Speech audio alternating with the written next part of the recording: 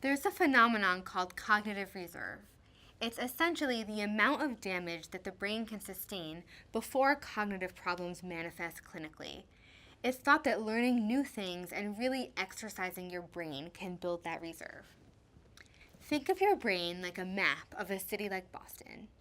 Someone who has very little cognitive reserve has just these main roads and highways.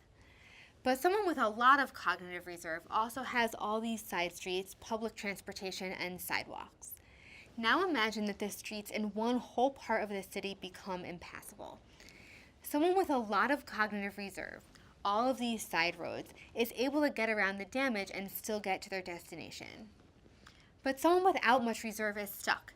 They can't get to their destination, or in everyday life, perform the cognitive task or remember what they were supposed to get at the grocery store. If you saw the movie Still Alice or read the book, you were witnessing cognitive reserve in action.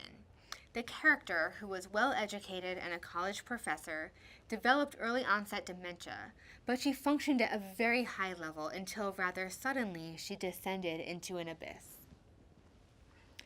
Cognitive reserve is mostly built in the early years through formal educational attainment. But I wanted to know whether that reserve can also be built into adulthood, whether a cognitively engaging job may be associated with better cognitive functioning after retirement.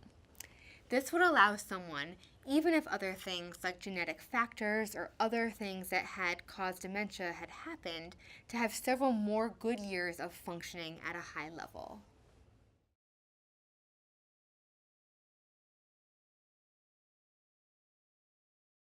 In this study, I started with the idea of cognitive reserve and used it to look at whether certain aspects of the psychosocial work environment were associated with cognitive problems in later life.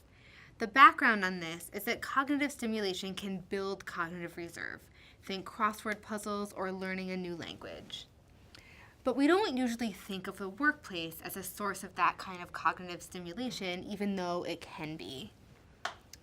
We wanted to know whether a stimulating job might be protective, and just as interesting as the inverse is long-term exposure to a really boring job associated with more cognitive problems in later life. And altogether, we wanted to know, are these pieces of the psychosocial work environment associated with cognitive health after people retire and aren't being exposed to them on a daily basis anymore?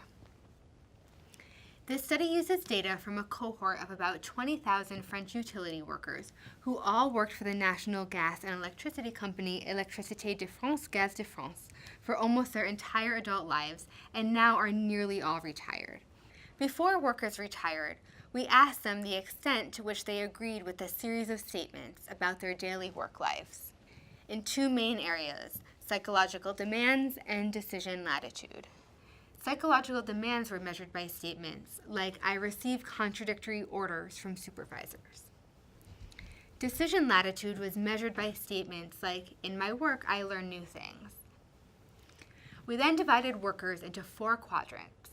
The 2 that we were the most interested in were those with low demands and low control, or what we call passive or boring jobs, and high demands and low control, or what we call high strain or very stressful jobs. It's important to note that the latter aren't jobs like a lawyer or a doctor, which are high stress but where you have a lot of control over your time. They're jobs like working on an assembly line or being a waitress that are very stressful, but where you don't have much say, if any, over what you do or how or when. We also had participants undergo a battery of cognitive tests. For example, they had to name as many animals as they could in 1 minute or recall a list of words.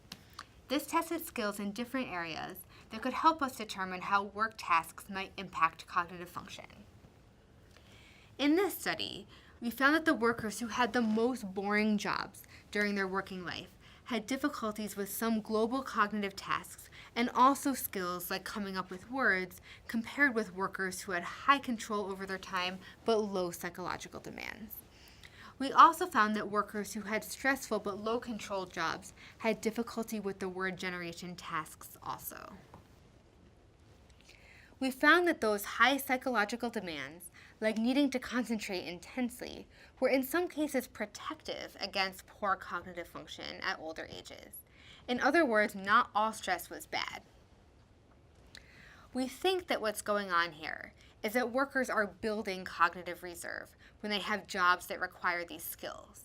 So the goal is not to eliminate stress altogether, but it's to be able to craft jobs in such a way that they maximize the amount of good cognitive work while minimizing that toxic stress.